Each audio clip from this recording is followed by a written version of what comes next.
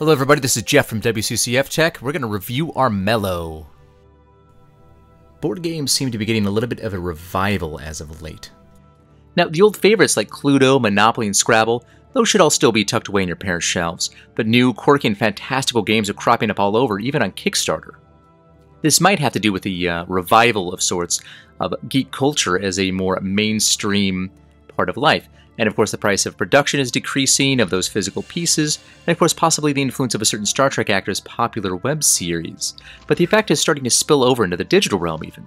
Thus, board games are finding new homes amongst digital distributors, and Armello is no exception as it makes its way to consoles, as well as to the PC through Steam.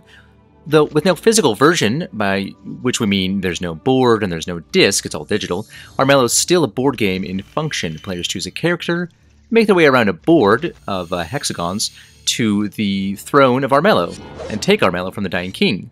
There's a great deal of backstory here, and it's nice to have the backstory like this, and the influences are very clear with this beautiful collection of anthropomorphic animal clans to choose from. Obviously, the story here is not the crux of the game, but it's merely an excuse for the actions and mechanics of the game itself, and it works incredibly well, because it creates a true, sort of small little Game of Thrones setting for the players to lose themselves in, and it's easy to lose yourself in this particular Game of Thrones. Especially when the action starts building towards the mostly, actually always, cinematic home stretches. Now just to be clear, Armello is not just a simple turn-based strategy game on paper, since there are indeed a lot of factors that can affect the gameplay and the outcome of events. Now, of course, these can seem a little off-putting at first, especially during the quite dry tutorial, but once you have an understanding of what each symbol means, the game does take on a new and very decisive form. And of course, we found ourselves understanding a lot about the game once we tried explaining it to a friend.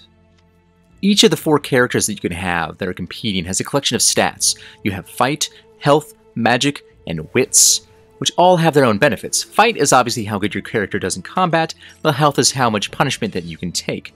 Magic is responsible for spellcasting prowess, and wit is what you'll need to overcome the game's perils. Now, most of these abilities are visualized by dice rolls, where you're given a specific number of dice depending on the equivalent skill. Naturally, with the dice rolls, there's an element of luck in this particular game, which does help Armello feel like a true board game, as if you actually have dice and you're doing something physical like that. It's great. So no matter how frustrating it is to lose what appears to be an advantageous roll, it still is quite fun. And each time, it can force you to change your strategy. But because of all this, you can never really have an absolute plan, because things can change so drastically every turn. And that's what makes this adventure so much more fun than you might actually think. Because you have to adapt to new information, and it's exciting, and it's an addictive element of Armello, as you race to beat the others to the crown and become the new king in this Game of Thrones. Now, taking this kingdom is not an easy feat at all. It's not just dumb luck alone, because that won't prevail. Of course, gameplay is broken down into 3 particular stages. The board, which takes up the majority of your time. You're going to be on this board a lot of the time, looking at the overview of the kingdom. Perils, which are similar to tabletop RPGs, and fights. The board is circular-ish and encompasses the palace, where the Mad Dying King resides. Most players will want to breach this palace in the late stages of the game to recover the kingdom. But getting there is going to involve more than a few perils, a lot of perils, where the player must roll a certain selection of symbols or suffer a very unpleasant fate. These are marked on the map, but cunning opponents may drop them in your path during the turn. While fights break out, while you and another character clash on the board, of course, these can be some of the most exciting portions of the game as you try to hunt or outmaneuver your enemy with these perils.